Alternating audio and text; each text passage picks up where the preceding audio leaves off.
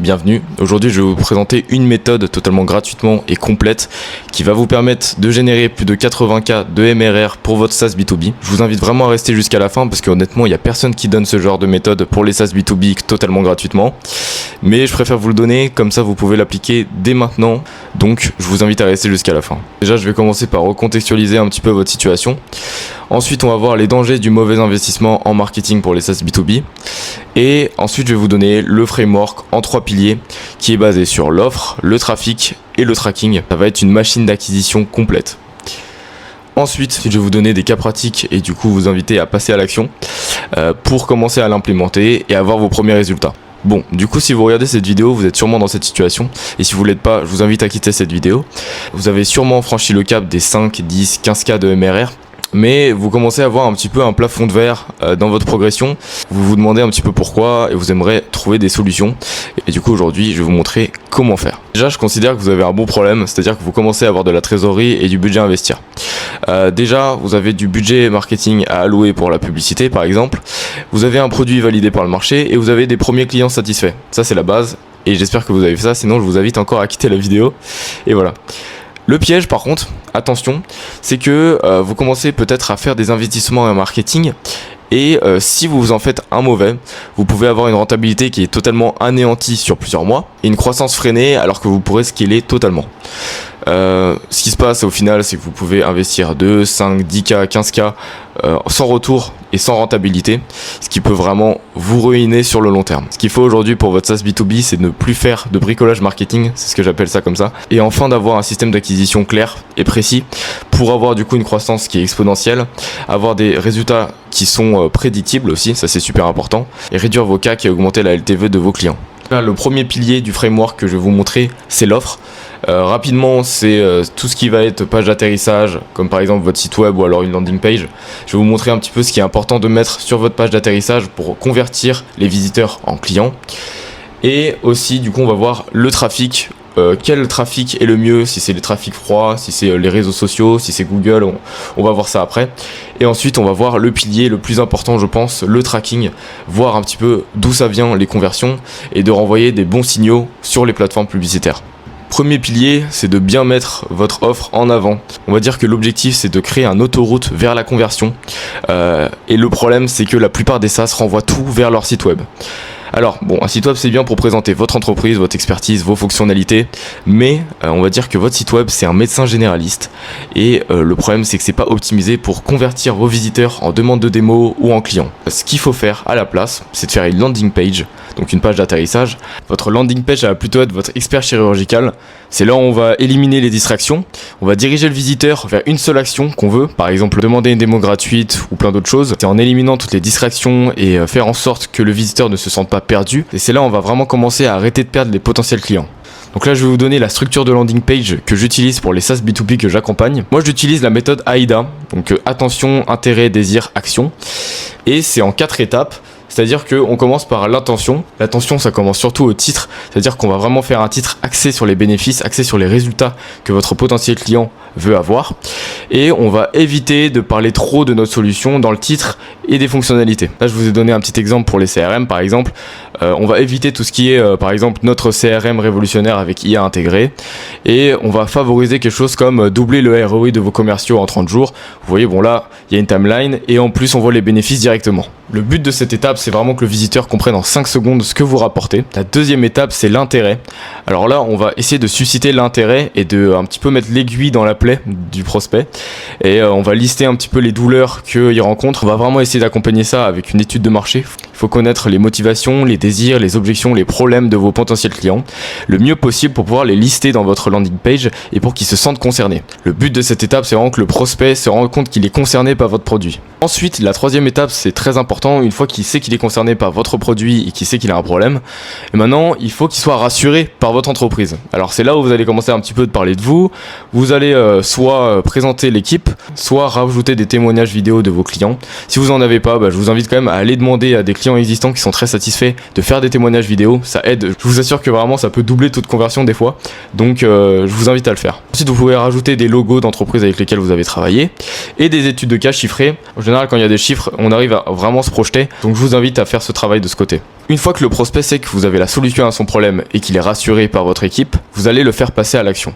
Alors du coup, pour faire ça, vous allez faire un appel à l'action, comme par exemple réserver une démo gratuite. Je vous conseille quand même d'éviter tous les formulaires où il y a 10 champs, etc. Si vous avez besoin de beaucoup d'informations sur l'entreprise, je vous invite à faire un formulaire par étape. Ça aura beaucoup moins de friction et vous aurez un meilleur taux de conversion.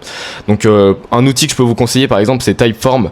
En fait, vous pouvez faire des formulaires par étape, c'est assez intuitif et du coup ça pourra réduire la friction et c'est mieux qu'un énorme formulaire comme ça avec 18 champs, on n'a pas du tout envie de remplir. Donc ça c'est la structure qu'il faut utiliser je pense sur toutes les landing pages, que ce soit SaaS, B2B ou autre.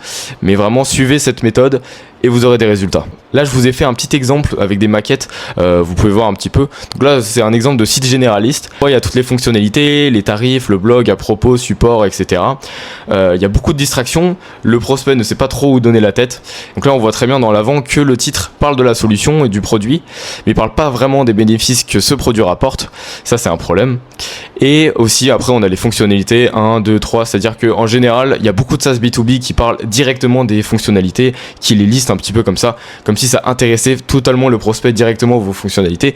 En réalité, il s'en fout un petit peu. Lui, ce qu'il veut, c'est résoudre un problème. Et ensuite, on voit du coup d'un autre côté, là je vous ai fait un petit exemple rapidement, et doubler le ROI de vos commerciaux aux 30 jours, comme on a vu avant. Ensuite, un petit sous-titre avec écrit déjà utilisé par plus de 200 équipes. Donc voilà, ça c'est pour faire une petite preuve sociale, etc. Et ensuite, là on fait le listing des problèmes. Vous en avez assez de passer des heures en prospection manuelle, perdre des leads qui tombent dans les mailles du filet. Enfin bref, là on ressasse un petit peu le problème, on met l'aiguille dans la plaie et c'est là où en fait le prospect va vraiment se sentir concerné. Donc c'est très important et ensuite c'est là qu'on va commencer à parler un petit peu des fonctionnalités, mais d'abord il faut que le prospect comprenne qu'il est concerné par votre solution et que vous avez un bénéfice à apporter à son problème. En appliquant cette structure, j'ai observé avec plusieurs tests qu'on a triplé des fois les taux de conversion. Donc c'est vraiment super important la page d'atterrissage, on a souvent tendance à la négliger, mais c'est ce qui présente votre offre et donc c'est super important. Deuxième pilier, c'est le trafic. Il y a plusieurs trafics qui existent. Il y a le trafic chaud, le trafic froid. Moi, je commence toujours par le trafic chaud parce que c'est là où on peut aller directement chercher des gens qui sont prêts à acheter maintenant et qui ont une intention d'achat derrière. Donc, je commence toujours par Google Ads avec les SaaS B2B que j'accompagne. Et c'est ensuite que je vais commencer à faire sur les réseaux sociaux et aller chercher et créer de la demande. Moi, je considère Google Ads comme un scalpel de précision, comme c'est écrit là. En fait, je m'explique rapidement, c'est là où on peut cibler vraiment des intentions d'achat qui sont prêts à mettre la carte bleue. On peut cibler différentes intentions d'achat, comme des gens qui expriment leurs problèmes, par exemple, qui expriment leur besoin de trouver une solution, ou alors qui tapent le nom de vos concurrents. Ces personnes-là, ils font des recherches sur Google et on peut cibler leurs mots-clés, et ça peut être super intéressant pour vous. Donc là, je vais vous montrer la stratégie Google Ads que j'utilise avec mes clients SaaS B2B. Déjà, je vais commencer par vous présenter différents types d'intentions. Il y a différents types d'intentions, c'est-à-dire qu'on peut voir un petit peu ça comme un entonnoir. Il y a ceux qui sont en haut de l'entonnoir, qui viennent de découvrir leurs problèmes, et ceux qui sont tout en bas, qui sont sur le point d'acheter. Donc pour commencer, il y a l'intention problème. Donc là, on va cibler uniquement des personnes qui ont directement exprimé leurs problèmes. Donc par exemple, comment réduire temps de prospection, comment éviter des pertes de leads commerciaux, etc. Donc là, on va cibler des gens qui recherchent un petit peu une solution à leurs problèmes, qui viennent un petit peu de découvrir qu'ils avaient un problème. Ensuite, on a l'intention solution. Et là, on a déjà des gens qui sont conscients qu'ils ont un problème, mais en plus, ils cherchent des solutions. Donc là, on a des exemples, par exemple logiciel CRM pour agences immobilières, software automatisation de prospection, etc. C'est des gens qui cherchent directement des solutions et c'est là où c'est le plus intéressant de se placer parce que au final, vu que des gens cherchent déjà vos solutions, pourquoi s'en priver? On peut directement cibler ces personnes-là. Et enfin, l'intention la plus chaude, j'imagine, c'est des personnes qui cherchent déjà le nom de vos concurrents. Je considère que c'est un petit peu une mine d'or à prospect parce que c'est des gens qui sont sur le point d'acheter, ils cherchent déjà des concurrents, etc. Et c'est là où vous pouvez vous positionner. On va cibler des gens qui sont en train de rechercher vos concurrents. Ça va vous permettre de mettre en avant vos avantages concurrentiels. Et du coup, là, on va vraiment cibler des gens qui sont prêts à acheter. Et donc, pourquoi s'en priver au final ? Là, je vous montre la structure que j'utilise pour mes comptes Google Ads. Alors, je commence par une campagne problème où on va cibler des gens qui ont exprimé le problème. Ensuite, je fais une campagne solution où là, on va cibler des gens qui cherchent déjà des solutions. Et ensuite, on va faire une campagne concurrent où on va cibler les mots-clés de vos concurrents, le nom de vos concurrents, etc. pour cibler les intentions les plus chaudes. Ensuite, on va faire une campagne brand, c'est-à-dire que vous allez mettre le nom de votre marque pour vous protéger aussi, parce que évidemment aussi vos concurrents peuvent mettre votre nom, donc faut s'y protéger et mettre aussi son nom dans la campagne. Ensuite, on va faire une campagne retargeting, ça veut dire qu'on va recibler des gens qui sont déjà atterris sur notre page d'atterrissage, qui ont déjà cherché une solution à leur problème, mais qui n'ont pas converti. C'est-à-dire que du coup, peut-être qu'ils n'ont pas eu le temps, peut-être que juste ils n'ont pas été convaincus sur le moment, etc. Et on va les recibler avec une autre publicité, faire en sorte du coup de les récupérer, de récupérer un petit peu les leads perdus. Et donc ça permet vraiment de réduire le CAC énormément. troisième pilier, le tracking, je pense que c'est l'aspect qui est le plus oublié dans les SaaS B2B quand ils font des campagnes publicitaires. Et est super important parce que du coup c'est là où vous allez voir un petit peu le retour sur investissement qu'a vos campagnes.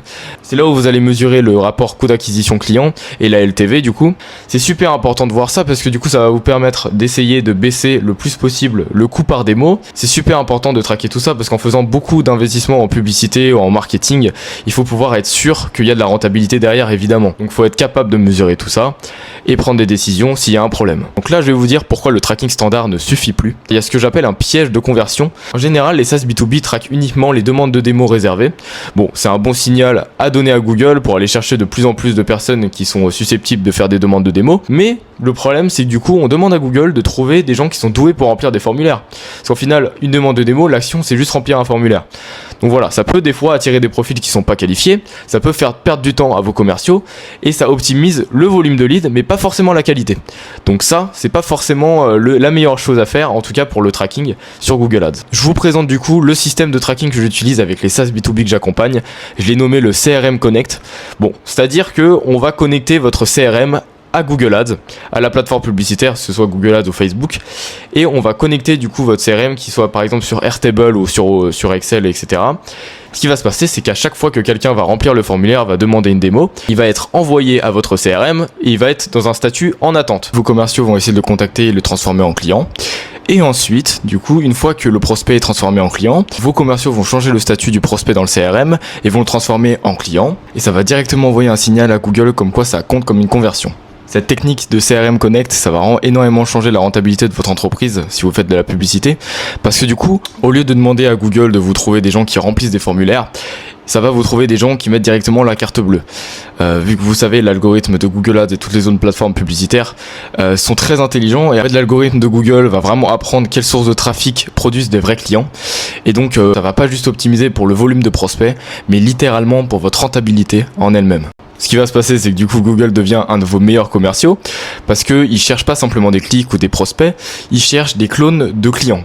C'est-à-dire que il va savoir le portrait robot précis de votre client idéal, il va essayer d'aller le chasser sur Google et ensuite il va rapporter une qualité de lead spectaculaire. Ce qui va se passer, c'est que votre coût d'acquisition client va être en chute libre parce que de plus en plus au fil du temps, au fil des mois, Google va optimiser pour les personnes qui mettent leur carte bleue et donc ça va vous rapporter des prospects de moins en moins chers. Voilà, j'espère que cette vidéo vous a rapporté un maximum de valeur et que vous allez pouvoir l'appliquer du coup dès aujourd'hui dans vos campagnes Google Ads ou dans vos stratégies actuelles. Si vous voulez gagner du temps sur votre acquisition client et essayer d'avoir le maximum de résultats le plus vite possible, vous pouvez toujours prendre un appel de consulting offert qui est dans la description de cette vidéo. Dans cet appel, vous ressortirez avec un framework complet du coup dans votre situation actuelle qui sera adapté et personnalisé par rapport à vos problématiques et du coup ça n'engage à rien et vous pouvez toujours aller cliquer dans la bio et prendre un appel.